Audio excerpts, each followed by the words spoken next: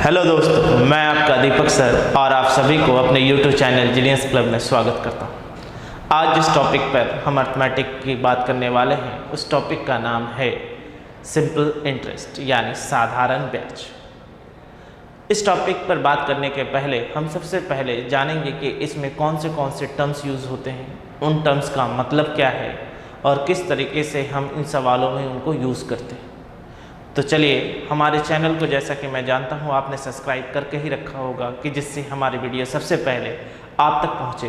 तो चलिए हम सीधे सबसे पहले इसके कॉन्सेप्ट पे आते हैं और देखते हैं। सिंपल इंटरेस्ट यानी साधारण ब्याज। सबसे पहला टर्म जो इसके अंदर यूज़ होता है उसे हम कहते हैं प्रिंसिपल, जिसे हम डिनोट करते हैं किससे? पी से। हिंदी में इसे कहा जाता है मूलधन, यानी जो पैसा हम किसी बैंक में निवेश करते हैं, यानी जो मनी हम किसी बैंक में इन्वेस्ट करते हैं या फिर किसी स्कीम पे लगाते हैं तो उसे हम क्या कहते हैं? प्रिंसिपल कहते हैं, यानी मूलधन कहते हैं। अब अलग अलग बैंक में या फिर अलग अलग स्कीम पर हम कुछ समय के लिए पैसा लगाते हैं तो उसे टाइम कहा जाता है, जिसे हम क्या कहते हैं? समय, जिसे हम डिनोट करते हैं किससे? टी से। अब अलग अलग बैंकों में अलग अलग स्कीम में जब हम पैसा लगाते हैं तो कुछ ब्याज की दर के हिसाब से पैसा लगाते होंगे तो उसे हम कहते हैं रेट परसेंट, यानी दर प्रतिशत, जिसे हम डिनोट करते हैं किससे? आर परसेंट से। अब थोड़ा सा जाना जाए कि दर प्रतिशत का मतलब क्या होता है, यानी रेट का मतलब क्या होता है। रेट यानी दर। दर का मतलब होता है बच्चों, जो ब्याज यानी जो इंटरेस्ट मुझे 100 रुपए पर 1 साल के लिए मिलती है उसे हम क्या कहते हैं? दर कहते हैं, यानी इंटरेस्ट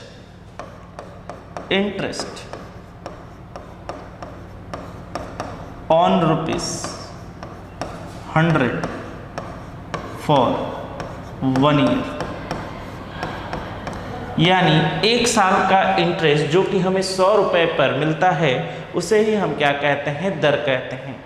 अगर मैं हिंदी में लिखूं तो इसका मतलब क्या हुआ कि 100 रुपए पर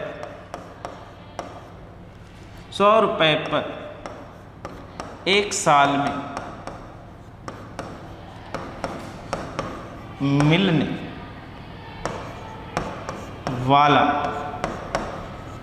ब्याज, 100 रुपए पर 1 साल में मिलने वाला ब्याज। तो जिस फॉर्मूला को आप याद करते हैं कि सिंपल इंटरेस्ट कैसे आता है, ब्याज कैसे आता है, सबसे पहले हम उसके डेरिवेशंस को देख लेते हैं और समझते हैं। यानी हमें ये पता चला कि 100 रुपए पर हमें 1 साल, 100 रुपए पर हमें 1 साल यानी 1 ईयर के लिए जो ब्याज मिलती है वो आर है। तो आप मुझे ये बताइए, अगर मैं 1 रुपए को 1 साल के लिए लगाऊं तो मुझे जो ब्याज मिलेगी वो कितने के बराबर होगी? R/100। और अगर मैं P रुपए को 1 साल के लिए लगाऊं तो अब मुझे जो ब्याज मिलेगी वो क्या मिलेगी? P × R/100, P × R/100। तो अब अगर मैं P रुपए को T सालों के लिए लगाऊं तो मुझे जो ब्याज मिलेगा वो कितने के बराबर होगा? PRT/100। यानी ये जो सूत्र आपको मिलता है ये सूत्र ही होता है किसका फॉर्मूला? साधारण ब्याज का फॉर्मूला। यानी जब आप किसी मूलधन को यानी प्रिंसिपल को कुछ समय के लिए किसी पर्टिकुलर ब्याज की दर से किसी बैंक में या फिर किसी स्कीम पे रखते हैं तो जो कुल ब्याज आपको मिलता है उसका सूत्र होता है P × R/T/100। यानी SI का मतलब क्या हो गया? सिंपल इंटरेस्ट, जिसे हम क्या कहते हैं? साधारण ब्याज, जिसे हम क्या कहते हैं? साधारण ब्याज। मैं फिर से एक बार रिपीट करता हूं, थोड़ा ध्यान से सुनो। प्रिंसिपल यानी मूलधन का मतलब क्या होता है? जो पैसा हम बैंक में या फिर किसी स्कीम में इन्वेस्ट करते हैं उसे हम क्या कहते हैं? प्रिंसिपल कहते हैं। अब किसी बैंक में या फिर किसी स्कीम में हम अलग अलग समय के लिए लगाते हैं तो उसे हम टाइम कहते हैं, जिसे हम टी से डिनोट करते हैं। अब बैंक हो या फिर किसी स्कीम में हो, एक पर्टिकुलर ब्याज की दर से हमें जो पैसा मिलता है उसे हम क्या कहते हैं, रेट परसेंट कहते हैं। रेट का मतलब मैंने क्या बताया, जो 100 रुपये पर 1 साल का इंटरेस्ट मिलता हो उसे ही हम क्या कहते हैं, रेट परसेंट कहते हैं, यानी रेट कहते हैं, यानी दर कहते हैं।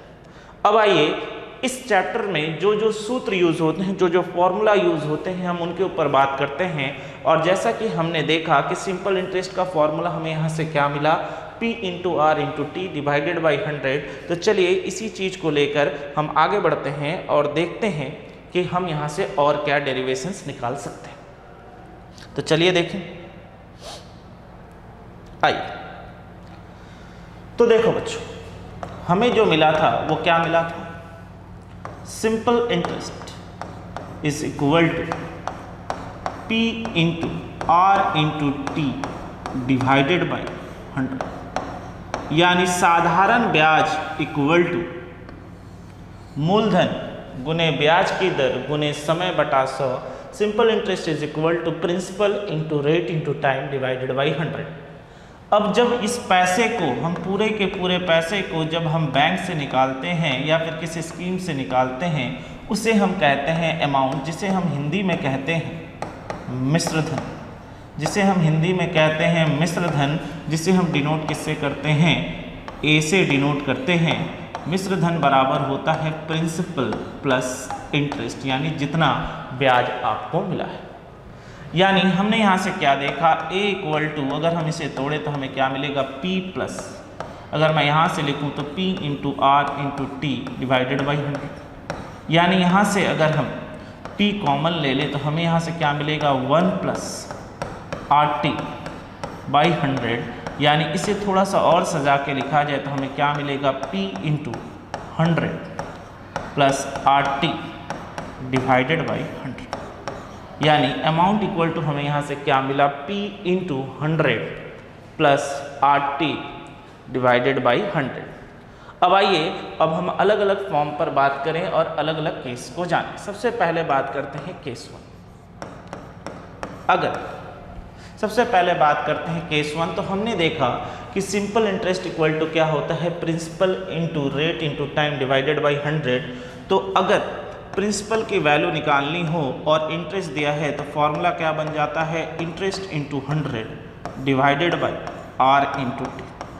तो फॉर्मूला क्या बन जाता है, principal equal to interest into 100 divided by R into T.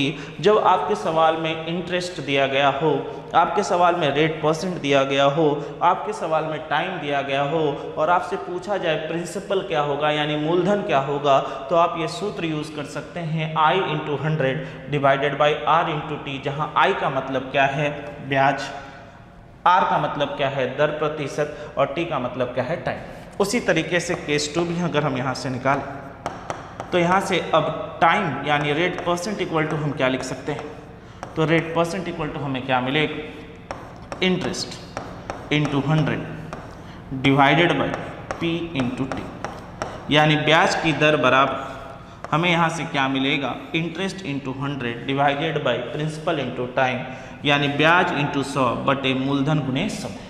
उसी तरीके से केस 3 की बात की जाए और जानी जाए, केस 3 की बात की जाए और जानी जाए और समय पूछा जाए तो हमें क्या मिलेगा, interest into 100 divided by P into R, interest into 100 divided by P into R. यानी ये चीज़ों को हमने जाना जब हमारे सवाल में क्या दिया हुआ रहता है, इंटरेस्ट दिया हुआ रहता है। देखिए, आप अलग अलग चीज़ों से अलग अलग फार्मूला डेरिवाइव कर सकते हैं, किस तरीके से क्या है नहीं है। सबसे पहले चैप्टर पढ़ने के पहले हम इनके सूत्रों को जान रहे हैं क्या है नहीं। इसी तरीके से अगर मैं इस केस 4 को ले लूँ, जहाँ पे हमारे सवाल में अमाउंट दिया हुआ है, हमारे सवाल में रेट परसेंट दिया हुआ है, हमारे सवाल में टाइम दिया हुआ है और हमसे पूछा जा रहा है कि बताइए, हमसे पूछा जा रहा है कि बताइए प्रिंसिपल बराबर क्या होगा। तो जैसा कि हमने फॉर्मूला देखा था, अमाउंट इक्वल टू क्या होता है, principal into 100 plus R into T divided by 100। तो हम यहाँ से P की वैल्यू किस तरीके से निकाल सकते हैं, सूत्रों के अनुसार amount into 100 divided by 100 plus R into T, amount into 100 divided by 100 plus R into T. तो हमने यहाँ पे कुछ फॉर्मूलाज देखे जो कि हम सवालों में, चैप्टरों में यूज़ करेंगे। अभी बच्चों मैं आपको सूत्रों से बता रहा हूँ कि किस तरीके से फॉर्मूला, किस तरीके से डेरिवेशन से चीज़ें निकलती हैं। जब हम चैप्टर में आएंगे तो हम इसी चीज़ को कॉन्सेप्ट लेवल से देखेंगे कि जो चीज़ों को आपने आज तक फॉर्मूला बेस से पढ़ा था उन चीज़ों को हम कितनी आसानी से कॉन्सेप्ट से बना सकते हैं। कुछ और चीज़ों पर हम बात कर लेते हैं और समझ लेते हैं, कुछ और चीज़ों पर बात कर लेते हैं और समझ लेते हैं। टाइम, अगर हमारा टाइम मंथ में, अगर हमारा टाइम मंथ में, अगर हमारा टाइम मंथ में, तो उसे ईयर में कन्वर्ट करने के लिए, मंथ यानी महीने में हो तो उसे ईयर में कन्वर्ट करने के लिए या तो 1/12 से क्या करेंगे, मल्टीप्लाई करेंगे, या फिर 12 से क्या करेंगे, भाग करेंगे, जिससे कि वो किस में कन्वर्ट हो जाएगा, ईयर में कन्वर्ट हो जाएगा। ऐसा क्यों होता है, क्योंकि हम जानते हैं एक साल में हमारे कितने महीने होते हैं, तो हम कहेंगे 12 महीने। इसलिए जब महीने को यानी मंथ को ईयर में कन्वर्ट करना होता है तो हम 12 से क्या करते हैं, डिवाइड करते हैं, या फिर 1/12 से क्या करते हैं, मल्टीप्लाई करते हैं। यही चीज़ अगर डेज में हो यानी दिन में हो, और वो जो वर्ष है, वो जो ईयर है, लीप ईयर ना हो, क्योंकि लीप ईयर में कुल 366 डेज यानी 366 दिन होते हैं। अगर वो ईयर लीप ईयर ना हो और उस डेज को ईयर में कन्वर्ट करना हो तो हम दिए गए डेज को यानी दिन को 365 से डिवाइड करते हैं या फिर 1/365 से मल्टीप्लाई करते हैं, तो ये सारी की सारी चीज़ें किस में कन्वर्ट हो जाती है, ईयर में कन्वर्ट हो जाती है। यानी ये सारी की सारी चीज़ें किस में कन्वर्ट हो जाती है, ईयर में कन्वर्ट हो जाती है। यानी हमने यहाँ से कुछ सूत्रों के बारे में जाना। थोड़ा और डिस्कशंस में चलते हैं। सवाल बनाने के पहले थोड़ा सा और कुछ कॉन्सेप्ट के बारे में जानते हैं बच्चों और समझते हैं। आइए, अब हमने क्या देखा, जैसा कि हमारे पास सूत्र दिया हुआ था, क्या था, simple interest equal to P into T into R divided by 100। ठीक, तो हमने क्या देखा कि जो इंटरेस्ट है वो सीधे सीधे निर्भर करता है किस पे, प्रिंसिपल पे, टाइम पर और रेट परसेंट। यानी हमने क्या देखा, जो प्रिंसिपल, जो इंटरेस्ट है वो सीधे सीधे डिपेंड करता है किसके ऊपर, मूलधन पर, समय पर और ब्याज की दर पर, यानी प्रिंसिपल पर, टाइम पर और रेट परसेंट पर। अब आगे कुछ कंडीशंस के बारे में समझते हैं और जानते हैं। अगर टाइम और रेट परसेंट कांस्टेंट हो, इज कांस्टेंट, इसका मतलब क्या कि अगर समय और ब्याज की दर परिवर्तित ना की जाए, अगर समय और ब्याज की दर परिवर्तित ना की जाए तो हम ये कह सकते हैं कि हमारा जो ब्याज है यानी इंटरेस्ट है वो सीधे सीधे निर्भर किस पे करेगा, प्रिंसिपल पे करेगा। कहने का मतलब ये है कि अगर आपका प्रिंसिपल यानी मूलधन डबल होगा तो इंटरेस्ट भी क्या हो जाएगा, डबल हो जाएगा। अगर आपका मूलधन हाफ होगा तो जो आपको इंटरेस्ट मिल रहा है वो भी क्या हो जाएगा, हाफ हो जाएगा। अब बढ़ते हैं दूसरे कंडीशंस की ओर। Case 2, if principal comma rate percent is constant, यानी अगर मूलधन और ब्याज की दर को अपरिवर्तित रखा जाए तो हम कहेंगे कि हमारा जो ब्याज है वो सीधे सीधे किस पे निर्भर करेगा।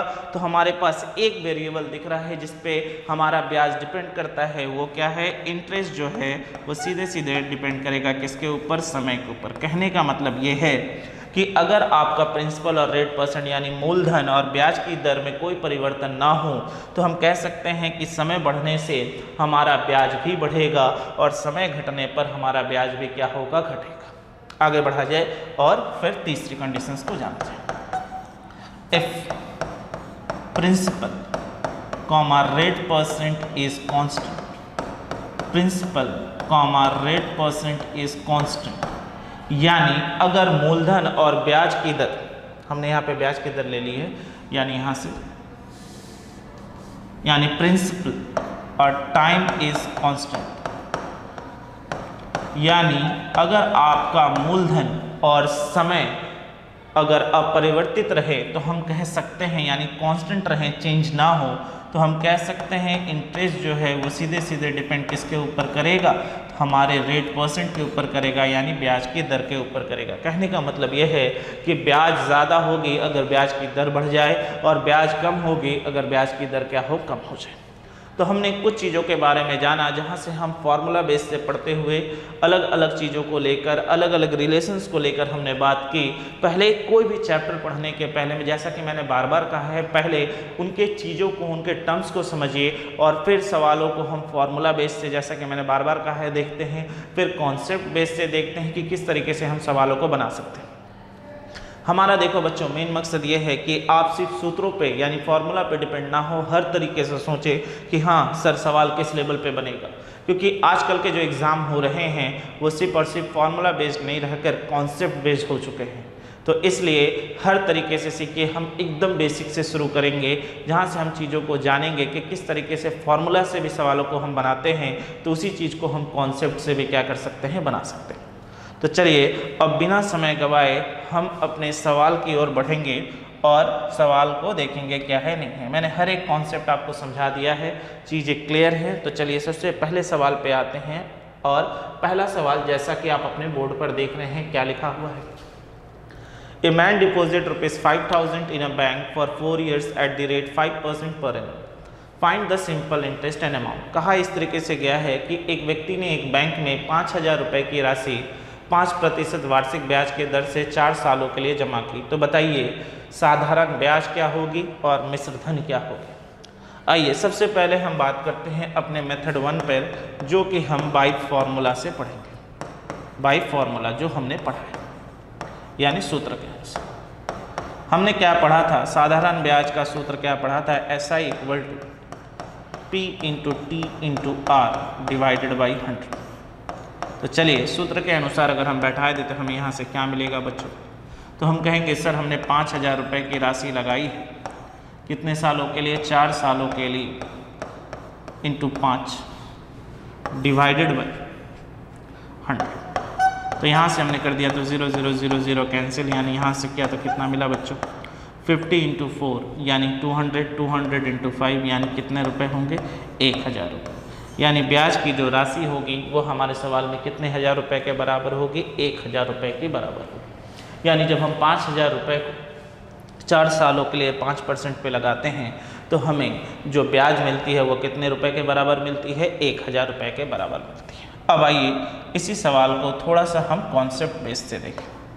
अब एक बात याद रखिए, अगर आपका प्रिंसिपल चेंज नहीं होता, यानी अगर आपका मूलधन चेंज नहीं होता, तो आप सीधे सीधे इस तरीके से भी बना सकते हैं। अगर मैं आपसे पूछूं कि टोटल इंटरेस्ट परसेंटेज कितना होगा, तो आप कहेंगे सर 1 साल में अगर हमको 5% मिल रहा है तो सर कुल 4 साल में हमें कितना परसेंट मिलेगा, तो मैं कहूँगा 20% मिलेगा। यानी हमारा जो इंटरेस्ट परसेंट है वो टोटल कितने के बराबर हो रहा है, या फिर टोटल जो रेट परसेंट है वो हम कह सकते हैं 1 साल में अगर 5% है तो टोटल रेट परसेंट 4 साल में कितने के बराबर होगा, 5% के। तो हमने यहाँ पे क्या देखा, जो हमें टोटल इंटरेस्ट परसेंट मिल रहा है वो कितने परसेंट के बराबर मिल रहा है, 20% के बराबर मिल रहा है। तो अब अगर मैं इंटरेस्ट निकालूँ तो मैं कह सकता हूँ कि सर हमने 5,000 रुपये लगाया है, जिस पे कुल मिलाकर हमें 20% मिलेगा। यानी यहाँ से अब अगर हम निकाले तो ये कट गया, यहाँ से अगर हम निकाले तो ये कट गया, तो हम कह सकते हैं कि टोटल हमें जो मिल रहा है वो इंटरेस्ट कितने के बराबर है, 1,000 रुपये के बराबर। यानी टोटल इंटरेस्ट की बात की जाए, यहाँ से अगर मैं परसेंटेज को हटा दूँ, ठीक, टोटल इंटरेस्ट की बात की जाए तो मैं कह सकता हूँ 4 साल में, अगर 1 साल में 5% मिल रहा है तो 4 साल में कितने के बराबर मिलेगा, 20% के बराबर। और ये 20% किसका, आप सीधे सीधे भरबली बना सकते हैं सर 5,000 का, यानी कितना मिलेगा, 1,000 रुपये। यानी जिन चीज़ों को आप सूत्रों के अनुसार बनाते हैं उन सवालों को आप चाहें तो वर्बली भी सॉल्व कर सकते हैं। अब दूसरा क्वेश्चन हमसे सवाल में क्या पूछा गया था, देखो बच्चों मैं एक चीज़ और आपसे शेयर करूं, मैं हर सवाल को 2 या 3 तरीके से इसलिए बता रहा हूं कि आप हर चीज़ को कॉन्सेप्ट के हिसाब से समझें। सिर्फ और सिर्फ फॉर्मूला बेस्ड ना रहें, क्योंकि सवाल के जब लेवल बढ़ते हैं तो फॉर्मूला से अच्छा कॉन्सेप्ट यूज़ करना होता है। इसलिए बेसिक सवालों पर अच्छे से जोर डालते हुए हर एक चीज़ को, छोटी छोटी चीज़ों को बहुत ढंग से पकड़िए और बहुत ढंग से समझिए। अब आइए, हमसे दूसरा क्या पूछा गया है। दूसरे सवाल में पूछा गया है अमाउंट। तो अमाउंट का मतलब हम जानते हैं कि प्रिंसिपल प्लस इंटरेस्ट होता है। तो हमने 5,000 रुपये लगाया था, हमने 5,000 रुपये लगाया था, प्लस हमें 1,000 रुपये इंटरेस्ट यानी ब्याज मिल रही है। तो हम कह सकते हैं कि सीधे सीधे हमें 6,000 रुपये क्या मिलेगी, अमाउंट मिलेगी, यानी मिश्रधन मिलेगी।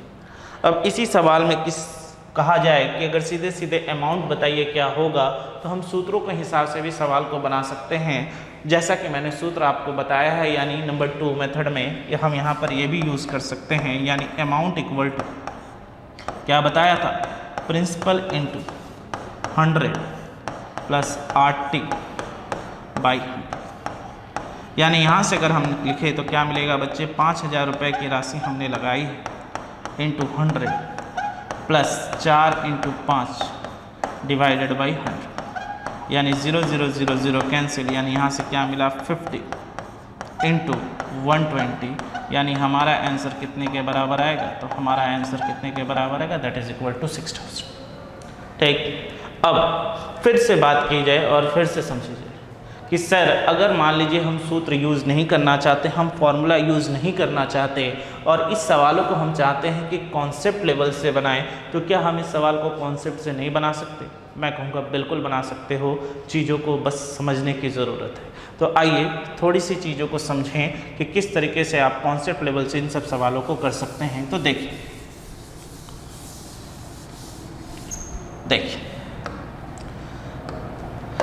हमें पता है हम जो भी इन्वेस्ट करते हैं, यानी हमें पता है हम जो भी इन्वेस्ट करते हैं, बहुत ध्यान से सुनना, हमें पता है हम जो भी इन्वेस्ट करते हैं उसे हम प्रिंसिपल या फिर मूलधन कहते हैं, जो हमारे पॉकेट से जाता है। अगर मैं परसेंटेज के टर्म्स में कहूँ तो मैं कह सकता हूँ कि हम कुल 100% की राशि क्या कर रहे हैं, खर्च कर रहे हैं। अब अगर मैं आपसे पूछूं कि आपने इंटरेस्ट कितना कमाया था, तो आप कहेंगे सर 5% करके था और मैंने 5% करके 4 सालों में कुल 20% कमाए हैं। इसका मतलब ये है कि जब आप अमाउंट लेंगे, यानी जब आपका मिश्रधन होगा, तो वो कुल मूलधन प्लस ब्याज यानी प्रिंसिपल प्लस इंटरेस्ट होगा, जो कि प्रिंसिपल आपके लिए कितना परसेंट होता है। आप चाहे 10 रुपये खर्च करें, 1,000 रुपये खर्च करें या 1 लाख खर्च करें, वो कितने परसेंट के बराबर होता है, 100% के बराबर होता है। तो 100% आपने लगाया था और 4 सालों में 20% मिला है, तो आप कह सकते हैं कुल मिलाकर प्रिंसिपल का 120% हमें मिलेगा।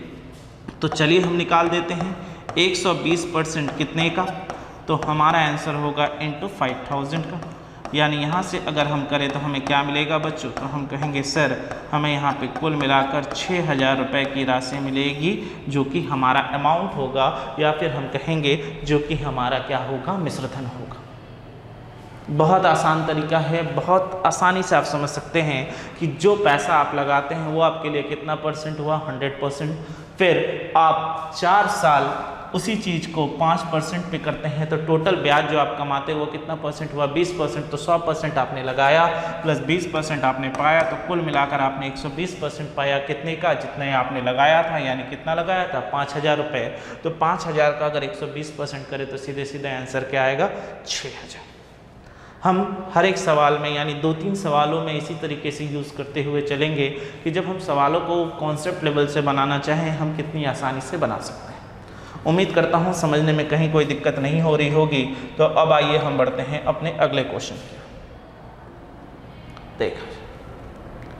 देख a man deposit ₹4,000 in A bank for 18 month eight the rate 6% per annum. Find the simple interest और अमाउंट। चलिए दोनों चीज़ें पूछी गई हैं। एक व्यक्ति ने एक बैंक में 4,000 रुपये की राशि 6% वार्षिक ब्याज के दर से 18 महीने के लिए जमा की। तो ज्ञात कीजिए साधारण ब्याज क्या होगा और दूसरा क्या है, मिश्रधन क्या होगा। तो चलिए सबसे पहले हम सवालों को अपने सूत्रों के अनुसार ही बनाएंगे। तो मेथड 1, हमारे सवाल में समय क्या कहा गया है, हमारे सवाल में समय कहा गया है कितने महीने, 18 महीने यानी 18 मंथ। जैसा कि मैंने आपको बताया था कि सवाल में अगर समय महीने में दिया हो तो उसे वर्ष में यानी ईयर में कन्वर्ट करने के लिए हम क्या करते हैं, 12 से भाग देते हैं। तो इसका मतलब ये कितना हो जाएगा, 3/2 ईयर्स।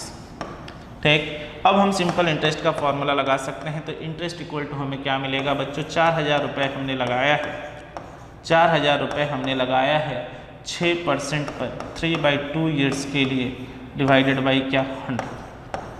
तो 0 0 0 0 कैंसिल, 2 से काटा कितनी बार में, 3 बार में। तो हमें यहाँ से क्या मिलेगा, दैट इज़ इक्वल टू 9 4 जा 36 यानी 360 रुपये। यानी 18 महीने में जो हमें ब्याज मिलेगा 4000 रुपये के ऊपर, वो कितने के बराबर होगा, तो हम कहेंगे सर 360 रुपये के बराबर होगा। अब इसी सवाल को अब हम थोड़ा सा कॉन्सेप्ट बेस से देखें और करने की कोशिश करें। आइए मेथड 2, अगर मैं आपसे पूछूं कि मुझे 18 महीने के लिए पैसे को लगाना है, तो 18 महीने का मतलब मुझे पता है 1 साल प्लस 6 महीने। तो बच्चे मुझे ये बताइए कि टोटल इंटरेस्ट आपको कितना मिलेगा। तो आप कहेंगे 1 साल का सर 6% है, 1 साल का 6% है, तो 6 महीने के लिए डेफिनेटली 3% होगा, यानी कुल मिलाकर मुझे कितना परसेंट मिलेगा, 9%। यानी टोटल इंटरेस्ट जो आपको मिलेगा वो टोटल कितना परसेंट मिलेगा, 9%। कैसे आया, 1 साल के लिए 6%, 1 साल के लिए 6%, तो 6 महीने के लिए ठीक उसका आधा होगा यानी 3%। तो टोटल मिलाकर 18 महीने में आपको जो ब्याज मिलेगा वो कितने परसेंट होंगे, 9%। तो सीधे सीधे अब निकाल दीजिए इंटरेस्ट इक्वल टू कितना होगा। तो हम कहेंगे प्रिंसिपल का यानी 4000 रुपये का 9%, यानी सीधे सीधे आंसर निकाल दिया। यानी आंसर कितना आया, दैट इज इक्वल टू 360, यानी दैट इज इक्वल टू 360 यानी 360 रुपये। अब इसी सवाल को हम दूसरे तरीके से भी देख लें और फिर से समझें कि अमाउंट निकालने का तरीका क्या है। तो अमाउंट की बात की जाए तो आइए मेथड 2, तो अमाउंट इक्वल टू हम सीधे सीधे क्या लिख सकते हैं, 4000 रुपये हमने लगाया था, प्लस यहाँ से हमने ब्याज निकाला है कितना, 360 रुपये। तो कुल मिलाकर हमें जो मिलेगा वो कितने के बराबर होगा, 4360 रुपये, 4360 रुपये। अब इसी सवाल को अगर हम कॉन्सेप्ट बेस से करना चाहें यानी बिना इंटरेस्ट निकाले सीधे सीधे करना चाहें तो किस तरीके से कर सकते हैं। तो आइए इसी सवाल में, यानी ये मेथड 1 था जो कि अमाउंट पूछा गया था, तो इसी में मेथड 2 हम लगा सकते हैं। किस तरीके से, सर 100% यानी अमाउंट का मतलब सर 100% हमने लगाया है, प्लस हमें सर 18 महीने में टोटल 9% मिल रहा है, यानी कुल मिलाकर सर हमें 109% मिलेगा। यानी अमाउंट हमारी टोटल कुल कितने के बराबर होगी, 109% के बराबर होगी। तो चलिए निकाल देते हैं 4000 का कितना परसेंट, तो 4000 का सीधे सीधे करेंगे कितना, 109/100, यानी यहाँ से हमने काट दिया तो हमें यहाँ से कितने के बराबर मिला, 4360। यानी हमें जो टोटल अमाउंट मिलेगा वो कितने के बराबर होगा, 4360 रुपये के बराबर होगा। देखिए हर एक तरीके से सवाल को इसलिए बताया जा रहा है कि आप हर एक तरीके से लॉजिक को समझें और समझ के करने की कोशिश करें। मैं एक चीज़ बार बार कहता हूँ, कॉन्सेप्ट सीखने का सबसे अच्छा तरीका क्या होता है, बेसिक सवालों को लेना, क्योंकि बेसिक सवालों से आप खेल सकते हो, आप उस पर दिमाग दौड़ा सकते हो और इन्हीं चीज़ को यूज़ करते हुए बड़े लेवल के सवालों को बड़ी आसानी से बना सकते हैं। मैं एक चीज़ फिर से बता दूं, ये परसेंटेज मेथड आप तब लगा सकते हैं जब आपका प्रिंसिपल सेम हो, तब हम यहाँ से क्या कर सकते हैं, परसेंटेज मेथड यूज़ कर सकते हैं। उम्मीद करता हूँ समझने में कहीं कोई दिक्कत नहीं हो रही होगी। तो चलिए बिना समय गवाए हम अपने अगले क्वेश्चंस की ओर बढ़ेंगे। अगला क्वेश्चन चलिए देखें।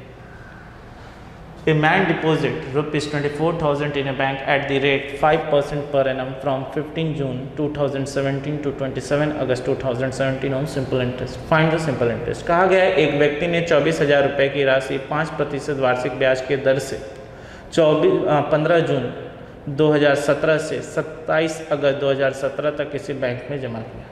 तो ज्ञात कीजिए साधारण ब्याज की राशि क्या होगी। तो चलिए सबसे पहले हम बात करते हैं अपने समय की, यानी टाइम। हमारे सवाल में समय क्या कहा गया है, 15 जून 2017 से लेकर 27 अगस्त 2017। तो एक चीज़ जानो बच्चों, एक चीज़ जानो बच्चों, जब इस तरह के सवाल हों तो बैंक मुझे जिस डेट में हमारा खाता खुलता है उस डेट को बैंक हमें ब्याज नहीं देती, यानी बैंक हमें ब्याज देना जो शुरू करेगी वो कितने जून से शुरू करेगी? 16 जून से। हमने 15 जून से पैसा निवेश किया है बैंक में, और बैंक हमें इंटरेस्ट देना जो शुरू करेगी वो कब से शुरू करेगी? 16 जून से। तो चलो नंबर ऑफ डेज निकाल लिया जाए, कुल दिनों की संख्या कितनी होगी जितने दिनों के लिए हमने पैसा लगाया है। नंबर ऑफ डेज की बात कर ली जाए, और यहाँ पे महीने की जून जैसा कि हम जानते हैं 30 का महीना होता है, जिसमें से 15 दिन जा चुके हैं, तो जून में हमें जो बैंक ब्याज देगी वो कितने दिनों के लिए देगी? 15 दिनों के लिए। फिर आता है जुलाई यानी 31 दिन का महीना होता है, यानी इस बार जो बैंक होगी हमें 31 यानी 31 डेज़ के लिए ब्याज देगी। और फिर हम आगे बढ़े, अगस्त में हमसे कहा गया है कि अगस्त में हमें 27 अगस्त तक ही पैसा जमा करना है, यानी 27 दिन यहाँ देगी। यानी कुल मिलाकर बैंक मुझे जो ब्याज देगी वो कितने दिनों के लिए देगी? 73 डेज़ के लिए। यानी कुल जो मुझे बैंक ब्याज देगी वो कितने दिनों के लिए देगी? तो हम कहेंगे 73 डेज़ के लिए देगी। अब 73 डेज़ को हमें ईयर में कन्वर्ट करना होगा, यानी 73 दिन को अगर हम ईयर में कन्वर्ट करें तो हमें क्या मिलेगा? 73 डिवाइडेड बाई 365, तो ये किस में कन्वर्ट हो जाएगा? ईयर में। तो ये कट गया 1, ये कट गया 5, तो हमारा वैल्यू कितना आया? 1/5। यानी हमने बैंक में जो पैसा निवेश किया है वो कितने सालों के लिए किया है? 1/5 ईयर्स के लिए किया है। अब आप हर एक अप्रोच जान चुके हैं, आप चाहें तो कॉन्सेप्ट लेवल से सवाल बना लें, आप चाहें तो फार्मूला बेस से सवाल बना लें, ये आपकी मर्जी है। तो चलिए इंटरेस्ट निकाल लेते हैं। तो इंटरेस्ट इक्वल टू क्या मिलेगा? चलो मैं फार्मूला बेस से ही बना देता हूँ। यानी 24,000 रुपये को मैंने लगाया था 1/5 ईयर्स के लिए 5% पे, डिवाइडेड बाई 100। 5 से 5 कैंसिल, 0 से 0 कैंसिल, यानी जो बैंक हमें ब्याज देगी इतने दिनों में वो कितने के बराबर होगी? 240 रुपये के बराबर, यानी ऑप्शन नंबर बी। यानी बैंक हमें जो ब्याज देगी वो कितना देगी? 240 रुपये, यानी ऑप्शन नंबर बी। उम्मीद करता हूँ चीज़ें बहुत ढंग से समझ में आ रही होंगी। मैं आपके लेवल पे लेकर चल रहा हूँ सवालों को, जहाँ पर आप मुझसे बहुत अच्छे से कनेक्ट होकर सवालों को समझ सके। एक बार किसी चैप्टर को ढंग से पढ़ लो, फिर उस चैप्टर के ऊपर जितने भी एप्लीकेशन हैं आप बहुत आसानी से बना ले जाओगे। तो हमने यहाँ पर अभी 3 टाइप के सवालों को देखा, जहाँ पे 2 टाइप यानी बेसिक सवालों पर हमने हर तरह के अप्रोच की बात की, और फिर तीसरे सवाल में हमने नंबर ऑफ़ डेज़ के ऊपर भी सवालों पर बात की। अब हम सीधे सीधे सवालों के रुख की ओर बढ़ते हैं और सवालों के लेवल्स को बढ़ाते हैं। तो चलिए अब बढ़ते हैं हम अपने अगले क्वेश्चंस की ओर। तो देखिए अगला क्वेश्चंस क्या है। अब चलिए सवाल पढ़ा जाए और जाना जाए। कहा क्या गया है, पढ़े। A man invests ₹1,800 for 10 years on simple interest in such a way that for the first 4 years the rate of interest is 8% per annum and for the remaining year the rate of interest is 12% per annum. Find the simple interest। कहा इस तरीके से गया है कि एक व्यक्ति ने 1800 रुपये की राशि साधारण ब्याज पे 10 वर्षों के लिए निवेश किया। इस प्रकार किया कि पहले 4 वर्ष के लिए ब्याज की दर 8% प्रति वर्ष है और शेष वर्षों के लिए ब्याज की दर 12% प्रति वर्ष है। तो ज्ञात कीजिए साधारण ब्याज की राशि क्या होगी। तो चलिए मैं इस सवाल को भी समझाता हूँ किस तरीके से आप सवालों को करेंगे। थोड़ा ध्यान से देखिए, ध्यान से समझिए। देखिए हमें पता है कि अगर मैं ब्याज की बात करूँ तो मुझे पता है कि मुझे टोटल जो ब्याज मिलने हैं वो कितने सालों के लिए मिलने हैं? 10 सालों के लिए मिलना है। हमें जो ब्याज यानी इंटरेस्ट जो हमें मिलना है वो कितने सालों के लिए मिलना है? 10 सालों के लिए मिलना है। तो सबसे पहले मैंने 4 सालों के लिए लगाया, फिर यहाँ पर बाकी बचे हुए 6 सालों के लिए लगाया। तो अब मुझसे कहा गया है कि जब मैं 4 सालों के लिए ब्याज पे लगाता हूँ तो मुझे जो ब्याज की दर दी जाती है वो दी जाती है 8%। तो अगर बच्चे 1 साल में 8% दी गई होगी तो हम कह सकते हैं कि इन 4 सालों में जो कुल ब्याज मिला होगा वो कितने परसेंट के बराबर होगी? तो हम कहेंगे 32% के बराबर होगी। यानी 4 सालों में जो कुल ब्याज मिली है प्रिंसिपल का यानी मूलधन का कितना परसेंट है? 32%। और बाकी 6 सालों के लिए हमें कितने परसेंट के हिसाब से मिला है? 12% के हिसाब से, यानी 72%। यानी टोटल अगर मैं ब्याज की बात करूं तो कुल 10 सालों में हमें ब्याज कितना परसेंट मिला है? तो मैं कहूँगा 104%। यानी 104% ब्याज हमें मिला है जितना पैसा हमने निवेश किया था, यानी मूलधन यानी प्रिंसिपल के ऊपर 10 सालों के लिए। तो अब यहाँ से अगर हम इंटरेस्ट निकालें तो हमें क्या मिलेगा, तो हम कहेंगे 1800 रुपये को हमने लगाया था और हमें कुल 10 सालों में 104% क्या मिल रहा है, ब्याज मिल रहा है। तो 0000 कट गया तो हमारा आंसर कितने के बराबर आ गया, 1872, यानी 1872 रुपये 1872 रुपीज़ हमें क्या मिलेगा, सिंपल इंटरेस्ट मिलेगा, जो कि हमारा ऑप्शन नंबर क्या होगा भी। तो आपको समझ में आ रहा है कि किस तरीके से हम सवालों को कर सकते हैं। मैंने बार बार कहा कॉन्सेप्ट बहुत अच्छा रखिए, आप जितने भी हाई लेवल के सवाल हैं बड़ी आसानी से चीज़ों को कर सकते हैं बिना कैलकुलेशन में फंसे। तो उम्मीद कर रहा हूँ कि चीज़ें बहुत ढंग से समझ में आ रही होंगी। जो चीज़ों को मैं आप तक लेकर आना चाहता हूँ, हमारा मेन लक्ष्य क्या है कि आप इन चीज़ों को बहुत ढंग से समझ के पढ़ें। जो मैथ फोबिया है ना बच्चों, वो कुछ नहीं है। अगर आप एक बार चीज़ों को समझ लोगे ना तो आप इंजॉय करोगे, समझोगे कि हाँ मैथमेटिक्स की दुनिया इतनी खूबसूरत है कि क्या बोले जाए। तो चलिए अब इसी तरीके से हम अपने अगले सवाल की ओर बढ़ें और देखें अगला क्वेश्चन क्या है। चलिए अगले क्वेश्चंस की ओर बढ़ते हैं और देखते हैं। चलिए, a man invests rupees 2000 on a certain rate of interest for 4 years and get rupees 3600 as an amount. If the rate of interest is increased by 3% per annum, then find the amount. कहा क्या गया है, 2000 रुपये की राशि 4 वर्ष में एक निश्चित ब्याज के दर से 3600 रुपये हो जाती है। यदि ब्याज की दर को 3% से बढ़ा दिया जाए तो अब कुल धनराशि कितना प्राप्त की जाएगी। ठीक, यानी पहले जब हम 2000 रुपये को किसी एक निश्चित ब्याज के दर से लगाते थे तो हमें 4 सालों में 3600 रुपये मिलता था।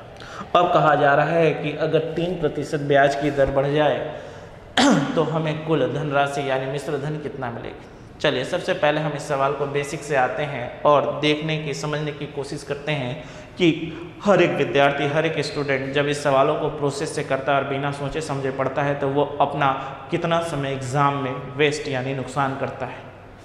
तो चलिए सबसे पहले इस सवाल को हम बहुत बेसिक तरीके से आते हैं जो आमूमन स्टूडेंट्स करते हैं, देखा जाए और समझा जाए। हमारे सवाल में प्रिंसिपल यानी मूलधन हमसे कितना कहा है बच्चे, 2000 रुपये का है। ठीक, और हमारा जो अमाउंट है वो कितने के बराबर हो जा रहा है, 3600 रुपये के बराबर हो जा रहा है। तो अब अगर मैं आपसे पूछूं कि हमें ब्याज कितना मिलेगा तो आप कहेंगे अमाउंट यानी कुल धन जो है मिला है माइनस जितना धन मैंने लगाया था, यानी 3600 रुपये माइनस 2000 रुपये। तो हम यहाँ से कहेंगे कि हमें 1600 रुपये क्या मिल रहा है, इंटरेस्ट मिल रहा है, जो कि कितने सालों के लिए है, तो टाइम इक्वल टू 4 ईयर्स के लिए। तो अब बताओ बाबू, अब मेरे पास प्रिंसिपल है, अब मेरे पास टाइम है, अब मेरे पास इंटरेस्ट है, तो कौन सी चीज़ मिस हो रही है। तो हम कहेंगे सर हमारा रेट परसेंट मिस हो रहा है। तो चलो रेट परसेंट निकालो।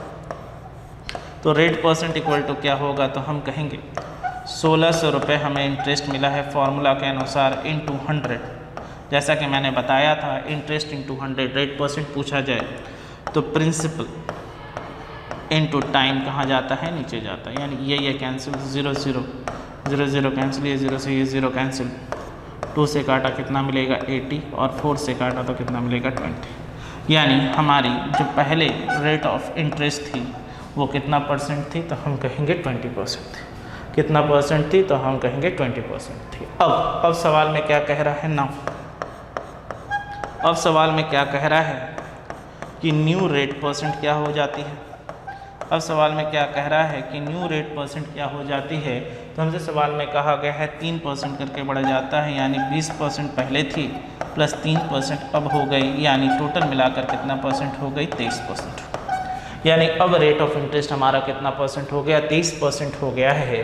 तो चलो अब न्यू इंटरेस्ट भी निकाल दिया जाए। तो हमारा न्यू इंटरेस्ट यानी नया ब्याज क्या मिलेगा, तो हमने 2000 रुपये की राशि को लगाया था, कितने सालों के लिए, 4 सालों के लिए। अब कितने परसेंट पे, 23% पे डिवाइडेड बाई 100। तो चलिए सॉल्व करते हैं, 0 0 कट गया, यानी यहाँ से अब करेंगे तो क्या मिलेगा, 20 इंटू 4 यानी कितना हो गया 20 इंटू 4 80, या फिर इस तरीके से कर लीजिए 0 23 4 ज़, यहाँ से करेंगे तो क्या मिलेगा 22 ज़ यहाँ 46 यानी 46 92 इंटू 2 करेंगे तो क्या मिलेगा 1840, यानी हमारा जो वैल्यू आया वो कितने के बराबर आया 1840 के बराबर है। तो अब हमारा न्यू अमाउंट कितना होगा, अब हमारा न्यू अमाउंट कितना होगा, अब हमारा न्यू अमाउंट कितना होगा, तो पहले हमें कितना मिलता था हमने कितना लगाया था, हमने लगाया था 2000 रुपये प्लस हमें 1840 रुपये अभी ब्याज के रूप में मिल रहे हैं, तो हम कहेंगे हमें कुल मिला के 3840 रुपये अब नया कुल मिश्र धन यानी कुल अमाउंट मिलेगा। ये वो तरीका हो गया जो आमूमन बच्चे यूज़ करते हैं जब एग्ज़ामों में हम इस तरह के सवालों को सॉल्व करते हैं। देख लीजिए, समझ लीजिए, ठीक। अब इसी सवाल को अगर हमें कॉन्सेप्ट से करना हो तो हम किस तरीके से सवालों को करेंगे। तो आपने एक चीज़ क्या देखा कि कॉन्सेप्ट से तो हम सवालों पर बात करेंगे कि इस तरीके से जब हम सवाल को करते हैं तो इस सवाल को बनाने में कम से कम मुझे 1.5 मिनट 2 मिनट लगता है। मैंने आपको एक बात कही थी कि कॉन्सेप्ट इतना दमदार होना चाहिए कि चाहे सवाल जो भी हो आप अपने कॉन्सेप्ट से इधर से उधर नहीं होंगे, ठीक। तो अब इसी सवाल को आइए मेरे अप्रोच से और हमारे ढंग से समझते हैं कि इस तरह से सवालों को कैसे बना सकते हैं। तो आइए समझा जाए। तो पहला तरीका जो कि बेसिक तरीका था मैंने आपको समझाया। अब आइए हम दूसरे तरीके पे आते हैं, यानी कॉन्सेप्ट के तरीके पे।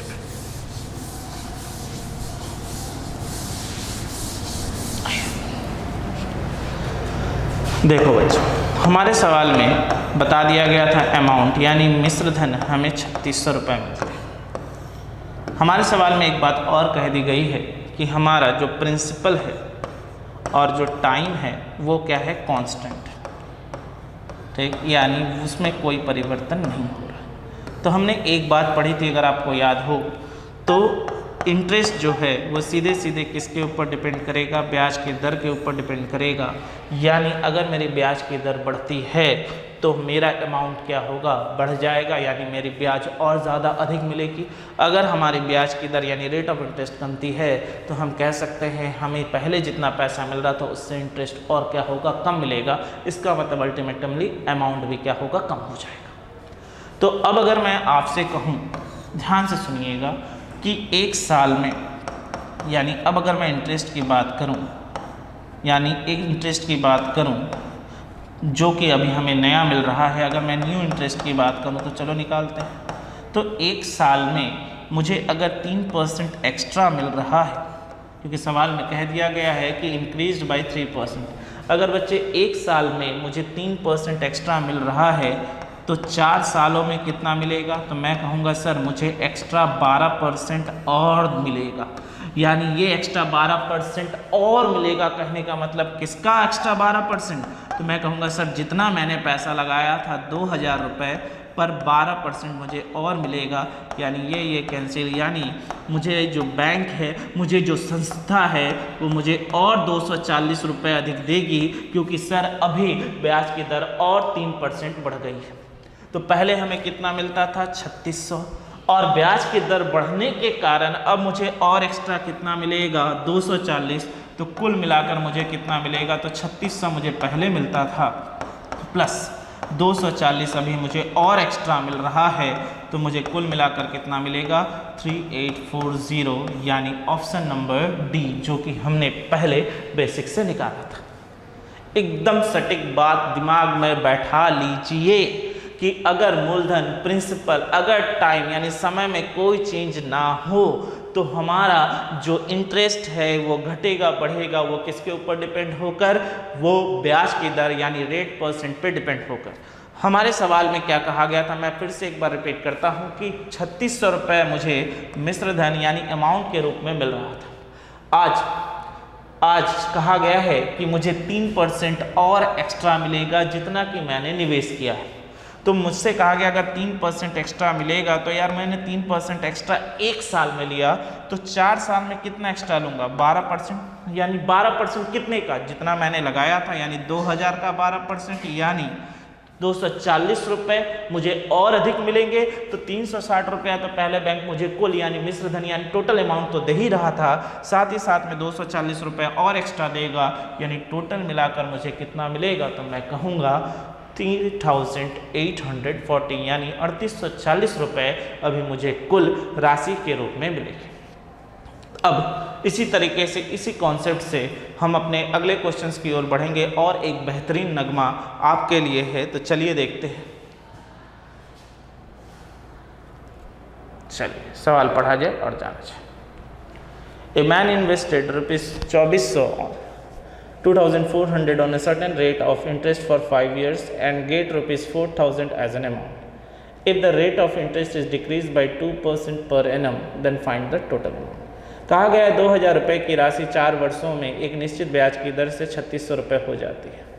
यदि ब्याज की दर को 3% से बढ़ा दिया जाए, यहाँ पे गलत है, 3% से बढ़ा दिया जाए नहीं होगा, यहाँ पे 2% होगा, यानी ब्याज की दर अगर 2% से कम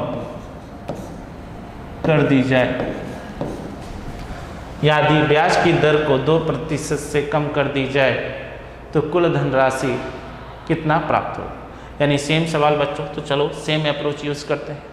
तो हमें पता है कि बैंक अभी हमें या फिर संस्था अभी हमें कुल जो राशि यानी मिश्र धन यानी अमाउंट जो दे रही है वो क्या दे रही है, 4000 रुपये दे रही है। अब सवाल में मुझसे ये कहा गया है कि अब इंटरेस्ट के रूप में उसने क्या किया है, मुझसे 2% इंटरेस्ट कम कर दिया। यानी 2% इंटरेस्ट अगर 1 साल में कम करता है तो मैं कह सकता हूँ 5 साल में उसने कुल कितना परसेंट इंटरेस्ट कम किया होगा, तो हम कहेंगे 10%। अगर 1 साल में 2% इंटरेस्ट रेट कम कर रहा है तो बच्चे 5 साल में उसने कितना परसेंट कम किया होगा, 10%। और ये 10% किसका, जितना हमने पैसा लगाया था, यानी कितना लगाया था, 2400 रुपये लगाया था और 10% कम हो जा रही है। तो इसका मतलब ये है कि अब मुझे जो बैंक है वो 240 रुपये और क्या देगी, कम देगी, यानी पहले जितना देती थी उससे 240 रुपये कम देगी। तो इसका मतलब ये है कि अब पहले मुझे कितना मिलता था, 4000 रुपये मिलता था, जिससे आज मुझे 240 रुपये कम मिल रही है।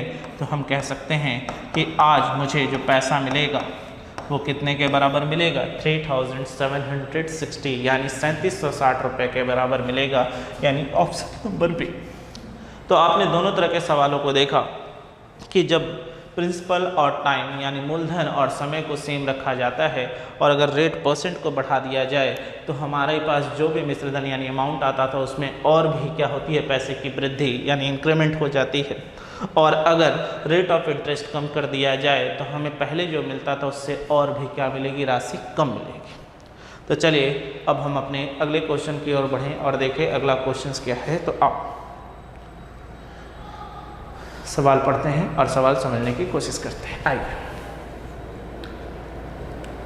A certain sum of money give ₹1600 as an interest in 16 years at a certain rate of interest. If the principal become 3 times after 4 years, now find the total interest after 16 years. कहा गया है एक निश्चित राशि 16 वर्ष में एक निश्चित ब्याज के दर से 1600 रुपये ब्याज के रूप में देती है। यदि 4 वर्ष के बाद मूलधन 3 गुना कर दिया जाए तो ज्ञात कीजिए 16 वर्ष बाद कुल ब्याज क्या हो। तो चलिए सवाल को बनाते हैं और देखते हैं। बच्चों हमसे सवाल में क्या कहा गया है, ब्याज के बारे में बात की गई है। तो हमने ये देखा कि 16 वर्षों में हमें अगर 1600 रुपये ब्याज के रूप में मिलती है, 16 वर्षों में अगर हमें 1600 रुपये ब्याज के रूप में मिलती है तो कहा गया है पहले 4 साल यानी आफ्टर 4 इयर्स। तो मैं कह सकता हूँ तो 4 सालों में पहले हमें जो ब्याज मिलती होगी वो कितनी मिलती होगी, 400 रुपये। यानी 4 सालों में पहले मुझे 400 रुपये मिलती होगी, तो इसका मतलब ये है कि पहले 12 सालों में मुझे और कितना मिलता होगा, 1200। ये हमारे पहले वाली चीज़ें थी। यानी 16 वर्ष को अगर मैं तोड़ूं तो इस तरीके से, क्योंकि सवाल में 2 बातें की गई हैं, तो 4 सालों में हमें 400 रुपये मिलेंगी, तो 12 साल में हमें कितने मिलेगी, 1200 रुपये। अब कंडीशंस में क्या कहा है, 4 साल बाद आफ्टर 4 इयर्स यानी 4 साल बाद जैसा कि हम जानते हैं कि रेट परसेंट और टाइम क्या है, कांस्टेंट है।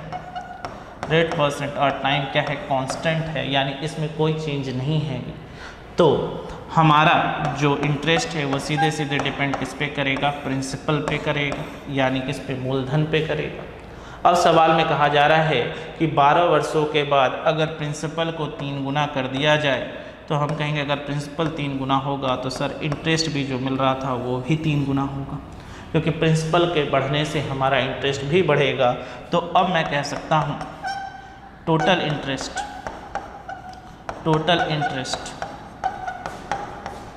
फॉर 12 ईयर्स नाउ, यानी अब जो कुल ब्याज मिलेगा, total interest for 12 years now, अब जो कुल ब्याज मिलेगा वो कितना मिलेगा, 12 वर्षों के लिए तो 3 गुना हो गया, तो 3 × 1200, यानी अब मुझे जो 12 वर्ष के लिए मिलेगा वो कितने रुपए मिलेंगे, 3600 रुपये। और मुझसे सवाल में पूछा गया है कि 16 वर्षों के बाद कितना मिलेगा। तो अब अगर मैं टोटल इंटरेस्ट की बात करूं, तो मैं कहूँगा कि 400 रुपये, तो पहले 4 वर्षों के लिए दिए जा चुके हैं। 400 रुपये पहले 4 वर्षों के लिए दिए जा चुके हैं, और प्रिंसिपल के 3 गुना होने के कारण हमारा ब्याज भी 3 गुना हो गया, यानी जहां मुझे ब्याज 1200 मिलनी थी, जहां मुझे इंटरेस्ट 1200 मिलनी थी, वहां मुझे इंटरेस्ट आज कितना दी जा रही है, 3600 दी जा रही है। तो और 3600 रुपये ब्याज के रूप में मिलेंगे, यानी कुल मिलाकर मुझे 4000 रुपये अब क्या होगा, इंटरेस्ट मिलेगा। जहां मुझे इंटरेस्ट 1600 मिल रहे थे, अब वहां पे इंटरेस्ट कितना मिलेगा, 4000 रुपये, यानी हमारा ऑप्शन नंबर क्या होगा, बी। बी। उम्मीद करता हूं सवाल बहुत ढंग से, बहुत चीज़ों को समझ में आ रही होगी कि आपने क्या देखा कि जब आपके ब्याज के दर में यानी रेट परसेंट में कोई चेंज नहीं, टाइम यानी समय में कोई चेंज नहीं, तो आपका जो ब्याज है वो सीधे सीधे किस पे निर्भर करता है, मूलधन पे, यानी इंटरेस्ट जो है डायरेक्टली डिपेंडेंट किस पे है, प्रिंसिपल पे। अब हमारे सवाल में कहा गया है कि अगर प्रिंसिपल को 3 गुना कर दिया जाए, तो मैंने भी यहाँ पे प्रिंसिपल को 3 गुना कर दिया, तो हमारा इंटरेस्ट भी कितना गुना हो जाएगा, 3 गुना। पहले मुझे 12 साल के लिए इंटरेस्ट अगर 1200 मिलता था, तो अब बताइए अब मुझे 12 साल के लिए इंटरेस्ट कितना मिलेगा, 3600 रुपये। तो 4 सालों के लिए 400 था और 12 साल के लिए कितना हुआ, 3600, तो कुल मिलाकर कितने हो गए, 4000 रुपये। उम्मीद करता हूँ समझने में कहीं कोई दिक्कत नहीं हो रही होगी। तो चलिए बढ़ते हैं हम अपने अगले क्वेश्चन की ओर। तो आइए अगला क्वेश्चन देखें क्या दिया गया है, पढ़ा जाए, जाना जाए। आओ देखा है, चलिए। A certain sum of simple interest become 3000 in 15 years. If after every 5 years the initial principal is increased by 10% and 20%, then find the new simple interest. कहा गया है कोई धन 15 वर्ष में 3000 रुपये हो जाती है, यानी ब्याज के रूप में मिलती है, यहाँ ब्याज होगी। कोई धन 15 वर्ष में 3000 रुपये ब्याज हो जाती है, यदि प्रत्येक 5 वर्ष के बाद प्रारंभिक मूलधन में क्रम से 10% और 20% की वृद्धि की जाती है, तो ज्ञात करिए साधारण ब्याज की राशि क्या होगी। एक और बेहतरीन नगमा दोस्तों आपके खिदमत में हाजिर है। तो आइए अब इस सवाल को हम बनाते हैं और देखते हैं। हमारे सवाल में क्या कहा गया है कि जो साधारण ब्याज है 15 सालों में 3000 रुपये हो जाती है, और हर 5 साल के बाद, तो एक काम करते हैं, हर 5 साल के बाद कहा गया है, तो मैं भी 5 साल का 3 स्लॉट बना लेता हूँ। हर 5 साल की बात की गई है, तो मैं भी 5 साल का 3 स्लॉट बना लेता हूँ। 5 साल 5 साल 5 साल, यानी बच्चों कितना हो गया, 15 साल। अब इस 15 साल में मुझे कुल ब्याज 3000 रुपये मिलती है, तो मैं आराम से कह सकता हूँ कि सर पहले मुझे हर 5 साल में 1000 रुपये, 1000 रुपये और 1000 रुपये मिलता होगा। हाँ या कैसे आया, ठीक, यानी 15 साल यानी 15 ईयर्स को मैंने 3 स्लॉट में 5-5 करके डिवाइड किया, तो उसी तरीके से 3000 रुपये को अगर 3 स्लॉट में डिवाइड करें, तो हर 5 साल में 1000, 1000 और 1000 रुपये की राशि मिलती होगी। हर 5 साल में 1000, 1000 और 1000 रुपये की राशि मिलती होगी। अब सवाल में क्या कहा गया है, पढ़ा जाए।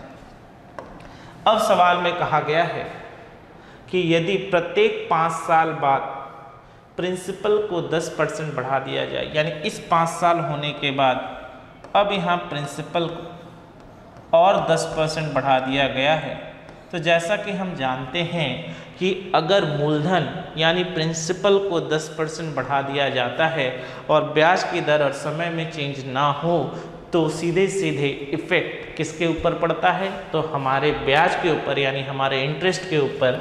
तो हम कह सकते हैं कि सीधे सीधे अब मुझे इस 1000 रुपये पर और अधिक 10% का इंटरेस्ट मिलेगा, यानी अब हमें यहाँ पर कुल 1100 रुपये इंटरेस्ट के रूप में मिलेंगे, यानी कुल 1100 रुपये इंटरेस्ट के रूप में मिलेंगे। ठीक, यानी पहले 5 साल।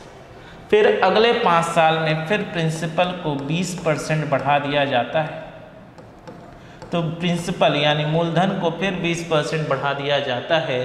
तो फिर हम कहेंगे कि अब जो ब्याज मिल रही थी उस ब्याज पर हमें और 20% अधिक मिलेगा, यानी हम यहाँ से कहेंगे कि हमें और 200 रुपये अधिक मिलेगा, यानी अगले 5 साल के लिए मुझे जो ब्याज मिलेगी वो कितने रुपए होगी, 1200 रुपये।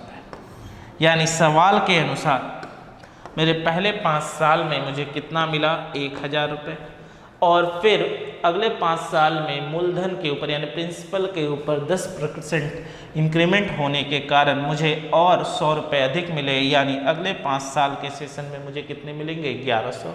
और फिर प्रिंसिपल में 20% इंक्रीज होने के कारण यानी बढ़ने के कारण मुझे और 200 रुपये अधिक मिले, यानी अंतिम 5 साल में मुझे और कितने रुपए मिलेंगे, 1200। तो कुल मिलाकर कितने हो गए बच्चे, 1000 प्लस 1100 प्लस 1200, यानी अब अगर हम कहें तो मुझे जो कुल ब्याज मिलेगा वो कितने के बराबर मिलेगा, तो हम कहेंगे 3300 के बराबर मिलेगा। यानी हमारा आंसर क्या होगा सवाल का, ऑप्शन नंबर डी, यानी 3300 रुपये हमें क्या मिलेगी, कुल ब्याज के रूप में यानी कुल इंटरेस्ट के रूप में हमें मिलेगी। तो याद रखिएगा इस तरह के सवालों को बनाने का तरीका क्या है, आप सीखिए, चीज़ों को जानिए कि किस तरीके से कॉन्सेप्ट जानते हुए आप इन सवालों को कितनी आसानी से बना सकते हैं बिना किसी परिश्रम के, बिना कोई फॉर्मूला लगाए। परिश्रम तो करना होगा दोस्त, वो भी किसके लिए, कॉन्सेप्ट के लिए। तो चलिए अब हम अपने अगले क्वेश्चंस की ओर बढ़ें और देखिए अगला क्वेश्चन क्या है।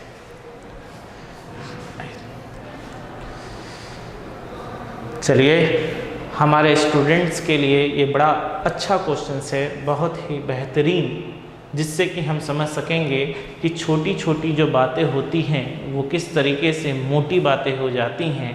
यानी जब हम छोटी छोटी राशि को किसी बैंक में जमा करते हैं तो हमें 1 या 2 महीने के लिए ऐसा लगता है कि यार बहुत कम है, लेकिन वही जब कई वर्षों तक उसी राशि को जमा की जाती है तब हमें पता चलता है कि हाँ वो छोटी छोटी राशि मिलकर कितनी बड़ी राशि हो गई। उसका एक बेहतरीन उदाहरण एग्जाम्पल हमारे इस सवाल में। आइए सवाल को पढ़ें। सवाल में क्या कहा गया है, पढ़ लिया गया। A person deposit ₹500 per month for 5 consecutive years at the rate of 6% per annum. Then find the amount he get after 5 years. कहा गया है कि एक व्यक्ति प्रति माह 500 रुपये लगातार 6% वार्षिक ब्याज के दर से 5 वर्षों तक जमा करता है। तो ज्ञात करिए मिश्रधन की राशि क्या होगी। चलिए सवाल बनाते हैं और देखते हैं। सबसे पहली बात, थोड़ा सा कॉन्सेप्ट के रूप में थोड़ा ये जान लिया जाए बच्चों। अगर मैं कहूँ कि पहले मंथ में यानी पहले महीने में उसने कितना रुपए जमा किया था, तो आप कहेंगे सर 500। चलिए सही है, यानी पहले महीने में उसने जो रुपए जमा किए, यानी अगर मैं पकड़ूँ एक विद्यार्थी जो हर महीने अपने एक बैंक में खाता खुलवाया और उस पर हर महीने 500 रुपये करके जमा कर रहा है, जो कि वो अपने पेट काट कर उस पैसे को रख रहा है, तो एक महीने में उसने सबसे पहले महीने में 500 रुपये दिया। फिर जैसे ही दूसरा महीना आएगा, यानी इस बार उसकी राशि कितनी हो जाएगी, और 500 जुड़ जाएगी यानी 1000 रुपये। तो क्या मैं इस 1000 को ऐसे लिख सकता हूँ 500 इंटू 2। तो हमने क्या देखा, उसी तरीके से अगर 3 महीने की बात की जाए तो हम कहेंगे उसकी राशि अब कितनी हो जाएगी 1500 रुपये। यानी हमने यहाँ से क्या देखा 500 गुने 3, यानी हम यहाँ पर क्या देख रहे हैं कि इसी तरीके से अगर ये n महीने तक चले, उसी तरीके से अगर ये n महीने तक चले तो हम कहेंगे कि सर उसने 500 रुपये की राशि जमा की है कितने महीने तक, n महीने तक, यानी इतना रुपए वो अंतिम n महीने में यानी nth मंथ में क्या करेगा, जमा करेगा। तो हमने क्या देखा कि जब वो 1 महीने के लिए जमा करता है तो 500 गुने 1 होता है, जब 2 महीने के लिए होता है तो वो 500 गुने 2 हो जाता है, जब वो 3 महीने तक जमा करता है तो 500 गुने 3 होता है। तो वो अगर n मंथ तक जमा करेगा तो वो कितने के बराबर होगा, 500 गुने n के बराबर होगा। ठीक, तो अब आइए हम अपने सवालों में चले और देखें सवाल में हमसे क्या कहा गया। हमारे सवाल में ये बता दी गई है कि कुल जो समय है वो कुल कितने ईयर्स है, 5 ईयर्स। और 5 ईयर्स का मतलब हम क्या कह सकते हैं, 5 × 12 मंथ, यानी उस विद्यार्थी ने, उस बच्चे ने कुल जो अपनी राशि को जमा किया है वो कितने महीने तक जमा किया है, 60 महीने तक जमा किया है। तो चलिए अब हम इंटरेस्ट निकालते हैं, हमें इंटरेस्ट क्या मिलेगा। तो आओ एक एक चीज़ों को कैलकुलेट करें और जानें। सबसे पहले उसने 500 रुपये की राशि 1 महीने के लिए, प्रथम महीने के लिए यानी फर्स्ट मंथ में जमा की थी। तो 500 रुपये की राशि को वो 1 महीने के लिए जमा करेगा। 500 रुपये की राशि वो 1 महीने के लिए जमा करेगा, जिस पर उसे 6% का ब्याज दिया जाएगा। और जैसा कि आप जानते हैं बाई 100 होगा, और क्योंकि ये 1 महीने के लिए जमा कर रहा है तो महीने को अगर मैं वर्ष में करूँगा तो बटे क्या होगा, 12। मैं फिर से रिपीट कर रहा हूँ, पहले महीने उसने 500 रुपये जमा किया था, 1 महीने के लिए 6% वार्षिक ब्याज की दर से, तो 100 नीचे गए। ये 12 कहाँ से आया, जब आप इस 1 महीने को वर्ष में कन्वर्ट करते हैं यानी 1 मंथ को ईयर में कन्वर्ट करते हैं तो it should be divided by 12, वो 12 से क्या होता है, डिवाइड होता है। यानी ये फर्स्ट मंथ का इंटरेस्ट जो है उस बच्चे को क्या होगा, मिलेगा।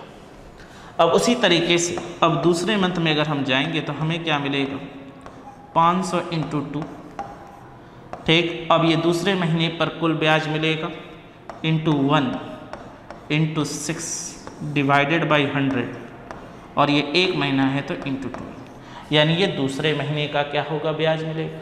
तो इसी तरीके से अगर हम करते हुए जाएं बच्चों तो हम कह सकते हैं कि उसने अंतिम महीने में कुल जो ब्याज मिलेगी वो कितने पे मिलेगी, 500 गुने 60 पर, और वो भी 1 महीने के लिए मिलेगा कितने % पे, 6% पे, डिवाइडेड बाई 100 × 2, यानी इतनी कुल राशि उसे क्या मिलेगी, ब्याज के रूप में मिलेगी। कितने महीने के लिए, 60 महीने के लिए। यानी अगर वो 500 500 500 500 करके जमा करता है और वो 60 महीने तक जमा करता है 6% वार्षिक ब्याज के दर से, तो उसे कुल इतना ब्याज क्या होगा, मिलेगा। कितने वर्षों में, 5 वर्षों में, यानी 60 महीने में।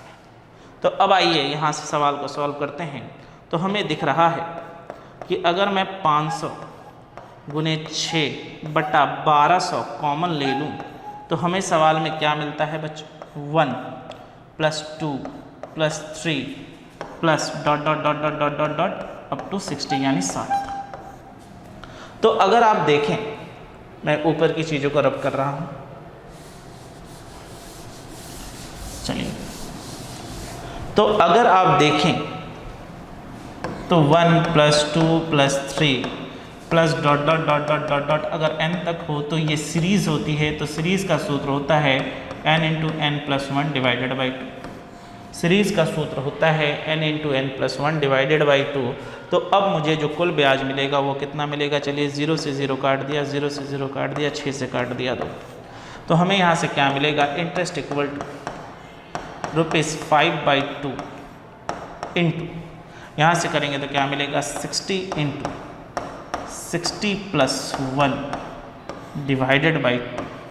तो चलिए 4 से काट दीजिए 15, यानी यहाँ से क्या, तो हमें क्या मिलेगा, 75 × 61, 75 × 61। तो चलिए मल्टीप्लाई करते हैं, क्या आएगा, 75 × 75, हाथ में बचा 7, 6 7 30, यहाँ पे 3 यानी 450, और यहाँ पर अगर हम करेंगे तो हमारे पास और कितना था, 7 था, तो यहाँ से हमें क्या मिलेगा, 4 यानी 6 5 30, यहाँ पर हमें क्या मिलेगा 7575, यानी हमारा जो कुल ब्याज होगा वो कितने के बराबर होगा, 4575 रुपये के बराबर होगा।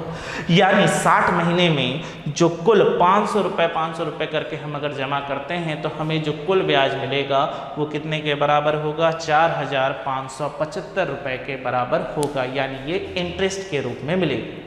मुझसे क्या पूछा गया है कि कुल उसे मिश्रधन कितना मिलेगा। तो अब जब हम अमाउंट की बात करते हैं तो हमें अमाउंट क्या मिलेगा, तो मैं कहूँगा सर मैंने 500 रुपये करके 60 महीने तक जमा किया है, जो कि मेरा मूलधन यानी प्रिंसिपल है, और इस पर मुझे कुल 4575 रुपये क्या मिल रहे हैं, ब्याज मिल रहे हैं। इसका मतलब ये है कि मुझे इस 5 साल में जो कुल पैसा मिलेगा वो कितना, 30,000 प्लस 4,575 यानी 34,575 रुपये, यानी 34,575, यानी ऑप्शन नंबर ए, यानी कुल धनराशि, कुल मिश्रधन जो हमें मिलेगा वो कितने के बराबर होगा, वो होगा 34,575 के बराबर।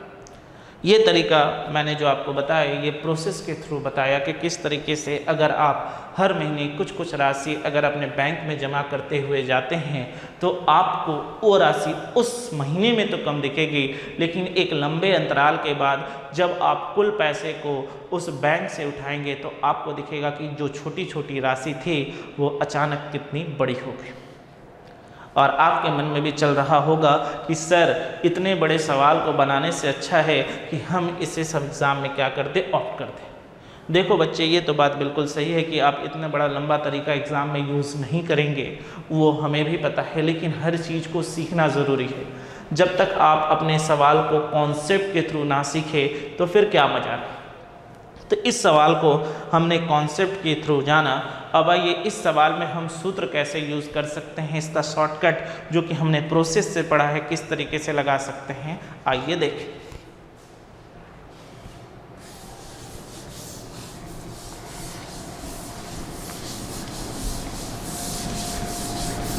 देखिए,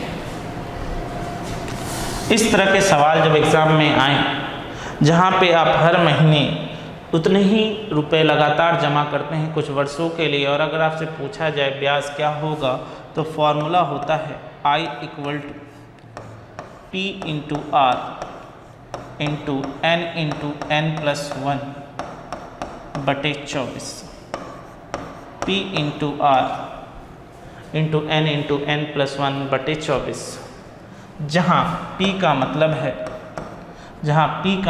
है प्रिंसिपल पर मंथ, यानी हर महीने दी गई हुई राशि, यानी मूलधन प्रति महीने, यानी मूलधन प्रति महीने, ठीक, मूलधन प्रति महीने। R% का मतलब तो आप जानते ही हैं, रेट परसेंट यानी दर प्रतिशत, और N का मतलब है टोटल नंबर ऑफ मंथ्स, यानी कुल महीने की संख्या, टोटल नंबर ऑफ मंथ यानी कुल महीने की संख्या, ठीक, कुल महीने की संख्या। तो अब आइए, अब यहाँ पे हम देखें तो हमारे पास P की वैल्यू कितनी थी, 500 रुपये पर मंथ, ठीक। R% की वैल्यू हमारे सवाल में कितनी थी, 6%, और N की वैल्यू कितनी थी, तो हमने यहाँ से N निकाला था 5 × 12, तो यानी कुल 60 में। तो अब आइए हम अपने सूत्र में इसे बैठा देते हैं। तो I = हमें क्या मिलेगा बच्चों, 500 रुपये की राशि को हमने लगाया था और 6% पर, यानी 60 × 61 होल डिवाइडेड बाई 2400, 0 0 0 0 कैंसिल, चलिए 6 से काटिए 4 बार में और इसे काटिए 15।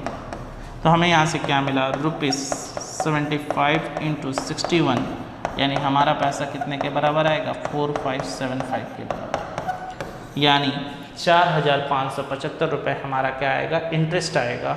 तो अब हमसे अमाउंट पूछा गया था तो सीधे सीधे निकाल दो, यानी 500 रुपये को हमने लगाया था कितने महीने के लिए, 60 महीने के लिए, प्लस 4575 रुपये मुझे कुल ब्याज मिल रहे हैं। तो मैं कह सकता हूँ इधर 30,000, इधर 30,000 प्लस इधर 4575, ये हमें इंटरेस्ट के रूप में मिला है। यानी हम यहाँ से कह सकते हैं कि टोटल 34,575 यानी 34,575 हमें क्या मिलेगा, टोटल अमाउंट मिलेगा। ये कुछ नहीं, जो चीज़ आपने इसके पहले प्रोसेस में देखा था उसी प्रोसेस का शॉर्टकट फॉर्म मैंने लिख दिया है।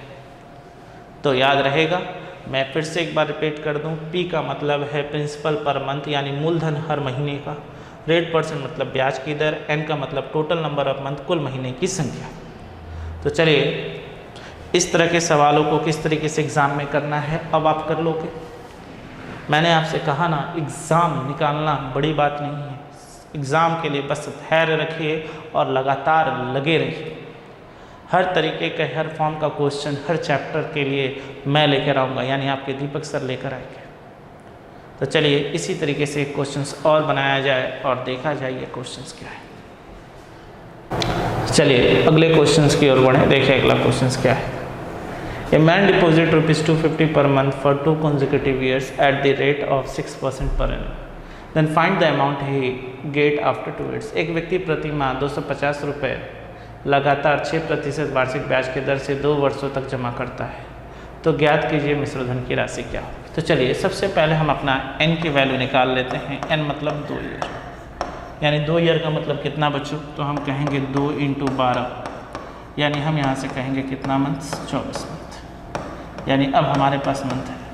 तो हमने जैसा कि फॉर्मूला पढ़ा था, इंटरेस्ट का फॉर्मूला क्या था, हर महीने 250 रुपये करके जमा किया जाता है, हर महीने 250 रुपये करके जमा किया जाता है 6% पर 24 × 24 + 1 होल डिवाइडेड बाई 24।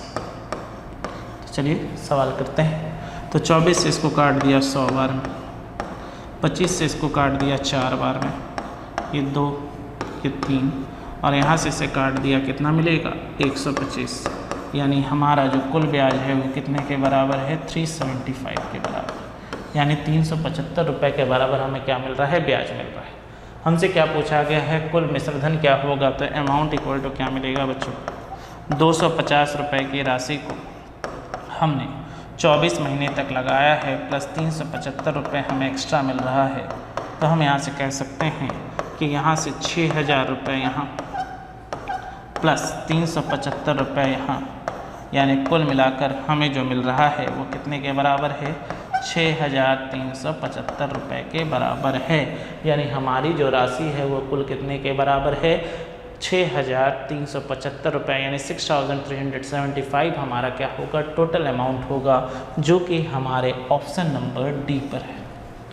तो आपने देखा किस तरीके से अगर आप छोटी छोटी राशि को, ये देखिए ये सवाल तो है ही, साथ में मैं आपको सेविंग करना भी सिखा देता हूँ कि किस तरीके से अगर आप छोटी छोटी राशि को हर महीने अगर जमा करते हैं तो आप एक बार में 2 या 3 या 4 साल में वही राशि कितनी बड़ी हो जाती है।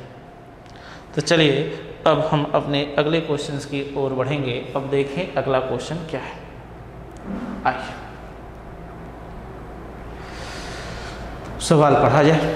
ए man get ₹1600 as interest when he deposits some certain money at the rate 20% per annum for 2 years। Find the principal. कहा क्या गया है, एक आदमी 20% वार्षिक ब्याज की दर से 2 वर्षों तक कुछ निश्चित राशि जमा करता है तो उसे 1,600 रुपये ब्याज के रूप में मिलते हैं, तो ज्ञात कीजिए मूलधन की राशि क्या होगी। तो चलिए हमसे सवाल में क्या पूछा जा रहा है कि बताइए मूलधन की राशि क्या होगी। अब जैसा कि आप जान रहे हैं, मैं इस सवाल को आपके लिए 2 तरीके से बनाऊंगा। सबसे पहले सवाल को फॉर्मूला बेस्ड और दूसरा इसी सवाल को हम लोग किस बेस से करेंगे, कॉन्सेप्ट बेस से करेंगे। तो आइए सवाल को देखें। सबसे पहले हम फॉर्मूला बेस से चलते हैं। हमारे सवाल में क्या क्या दिया गया है बच्चों? हमारे सवाल में इंटरेस्ट दे दिया गया है, यानी इंटरेस्ट है। हमारे सवाल में रेट परसेंट दे दिया गया है, और हमारे सवाल में क्या दे दिया गया है? 2 साल दे दिए गए। और हमसे मांग क्या रहा है? प्रिंसिपल यानी कि मूलधन मांग रहा है। तो हमने फॉर्मूला पढ़ा था ना, इंटरेस्ट जब दिया हो तो मूलधन निकालने का फॉर्मूला क्या होता है? Interest into 100 divided by T into are percent. हमने पढ़ा था interest into 100 divided by T into are percent. तो अब सवाल को बनाते हैं और देखते हैं हमें यहाँ से क्या मिलेगा। इंटरेस्ट कितना है हमारे सवाल में? तो हम कहेंगे 1600 रुपये इंटू 100। जब हमने इसी राशि को यानी मूलधन को कितने सालों के लिए लगाया था? 2 सालों के लिए लगाया था। कितने परसेंट पे? 20% पे। तो चलिए सॉल्व करते हैं। ये कट गया 5 से, और ये काट दीजिए, ये कट जाएगा 800। यानी हमें जो टोटल मिलेगा वो कितने के बराबर होगा? 4000 रुपये के बराबर होगा। यानी हमने जो कुल मूलधन, हमने कुल प्रिंसिपल जो लगाया था वो कितने कितने रुपए लगाया था? तो हमारा आंसर होगा 4000 रुपये। ठीक, ये तो वो सवाल का तरीका हो गया जो हर किताबों में हर तरीके से मिलता है।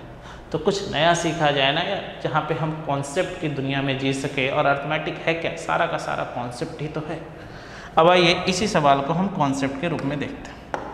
हमें पता है कि हम जितना भी पैसा किसी भी चीज़ पे लगाते हैं वो हमारे लिए कितना परसेंट होता है? 100% होता है। जैसा कि मैंने आपको पहले भी बताया।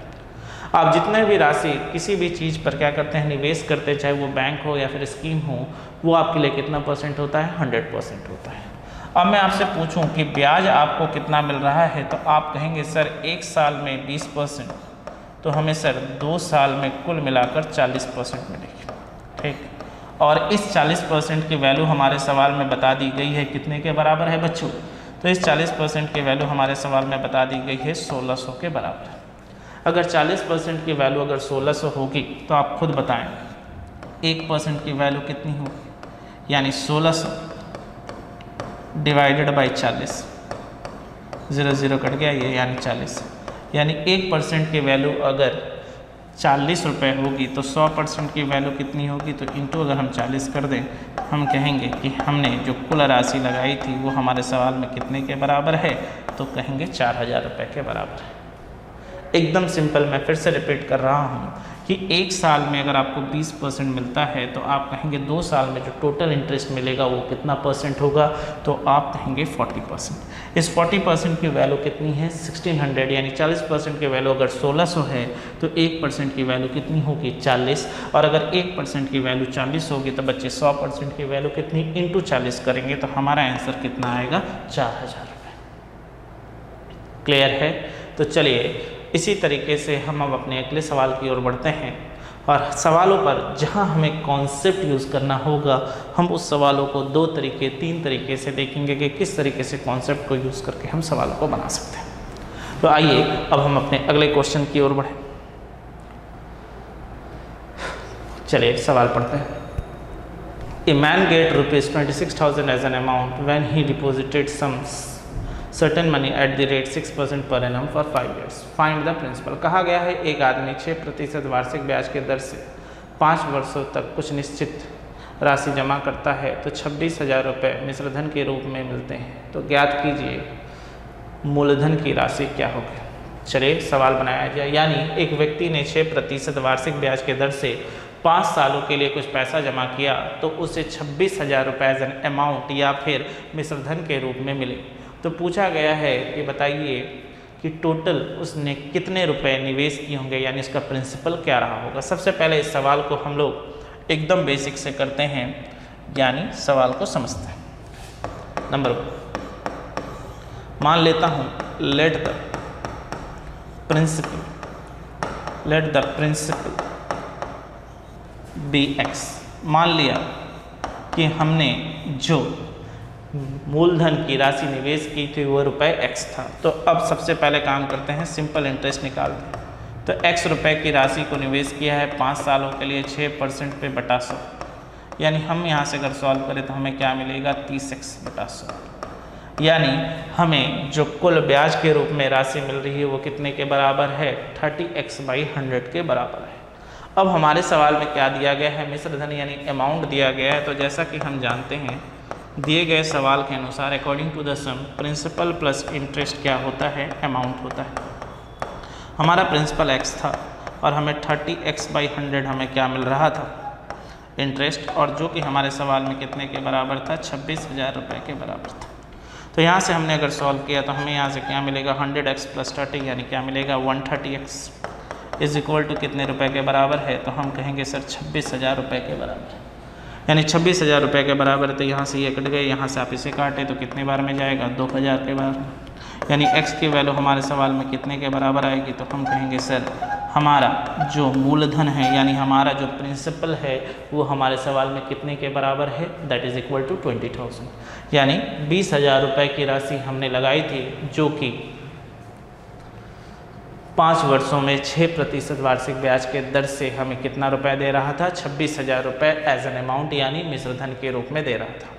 अब इसी सवाल को मैंने इस चैप्टर के स्टार्टिंग के पहले डिस्कस किया था कि अगर इस तरह के क्वेश्चंस हो जहां पर हमें क्या निकालना हो, प्रिंसिपल मूलधन निकालना हो, किसके बेसिस पर, अमाउंट के बेसिस पे यानी मिश्रधन के बेसिस पे, तो हम फार्मूला से भी इस सवाल को बना सकते हैं, जो कि फार्मूला मैंने लिखाया था आपको बाय फार्मूला। क्या लिखवाया था बच्चों, principal equal to amount into 100 divided by 100 plus R into T. आपको याद आ रहा होगा, principal equal to amount into 100 divided by 100 plus R into T, यानी प्रिंसिपल इक्वल टू क्या मिलेगा, 26,000 रुपये लगाया है, 26,000 रुपये लगाया है इंटू 100, 100 प्लस ब्याज की दर कितनी है, तो हम कहेंगे 6% इंटू 5, यानी यहाँ से क्या, तो क्या मिला 26,000 रुपये इंटू 100 डिवाइडेड बाई कितना होगा बच्चों, तो मैं कहूँगा 130 होगा, यानी 0 से 0 कट गया, ये काट दीजिए 200, तो हमारा आंसर कितने के बराबर हो गया, 20,000 रुपये के बराबर हो गया। क्लियर है, यानी बाई फॉर्मूला भी मैंने इस सवाल को समझा दिया। मैं जानता हूँ आप इंतज़ार कर रहे हैं कि किस तरह से सवालों को कॉन्सेप्ट से हम इस सवाल को करेंगे। तो आइए, जैसा कि मैंने बार बार कहा है कि फार्मूला पे हमेशा डिपेंड मत रहिए, तो इसी सवाल को हम फार्मूला से भी देखते हैं और समझने की कोशिश करते हैं मेथड थ्रू। हमें पता है अमाउंट का मतलब क्या होता है, अमाउंट का मतलब होता है प्रिंसिपल प्लस इंटरेस्ट, हम जानते हैं ये बात, और हमें पता है कि हमने जो भी निवेश किया है वो हमारे लिए 100% है, प्लस हमें जो मिल रहा है 6% कर 5 सालों के लिए मिल रहा है, तो हम कह सकते हैं कि हमें कुल जो राशि मिल रही है वो कितने परसेंट के बराबर है, 130% के बराबर है, यानी जो टोटल हमें मिल रहा है वो कितने परसेंट के बराबर है, 130% के बराबर है, और इसके बराबर हमारे सवाल में वैल्यू कह दी गई है जो कि 26,000 रुपये के बराबर है। तो 130% बराबर अगर हम लिखें तो ये 26,000 होगा बच्चों। तो हमसे क्या पूछा गया है, हमसे पूछा गया है कि बताइए हमारा प्रिंसिपल यानी मूलधन क्या होगा, जो कि हमारे लिए कितना परसेंट है, 100%। तो 100% की वैल्यू क्या होगी, तो हमारा आंसर आएगा 26,000 रुपये डिवाइडेड बाई 100 इंटू 130, यानी सॉरी यहाँ 130 होगा डिवाइडेड बाई यहाँ 100 होगा, यानी 0 से 0 कैंसिल, यहाँ से काट दीजिए ये 200, तो हमारा आंसर कितने के बराबर होगा, तो हम कहेंगे यहाँ से हमारा आंसर जो होगा वो 20,000 के बराबर होगा। अगर मेरे अनुसार आप पूछे तो ये सबसे बेस्ट तरीका है जो कि आप सवालों को कॉन्सेप्ट से क्या कर सकते हैं, बना सकते हैं। किसी पर निर्भर क्यों रहना, सीधे सीधे कॉन्सेप्ट यूज़ करते हैं ना, जहाँ पे सवालों को हम बहुत ही बेहतरीन ढंग से बना पाएँ। मैं फिर से आपको रिपीट करता हूँ किस तरीके से हमने इस सवाल को किया। हमारा अमाउंट यानी मिश्र धन जो होता है वो प्रिंसिपल प्लस इंटरेस्ट यानी मूलधन प्लस ब्याज होता है। मैंने बार बार आपसे कहा है कि आप जितना भी निवेश करते हैं वो आपके लिए कितना परसेंट होता है, 100% होता है। 100% निवेश किया और आपको जो कुल ब्याज मिल रही है वो कितना परसेंट मिल रही है, 30% मिल रही है। 6% एक साल में, तो 5 साल में कितना, 30%।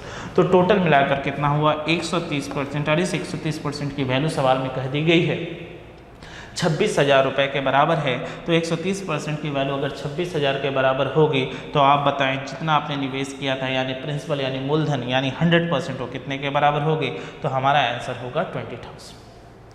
तो उम्मीद करता हूँ सवाल बहुत ढंग से और सही ढंग से समझ में आ रहा होगा। तो इसी तरीके से इस सिलसिले को आगे बढ़ाते हैं दोस्तों। तो चलते हैं आगे अपने अगले क्वेश्चन की ओर। चलिए सवाल पढ़ा जाए और समझा जाए। आइए,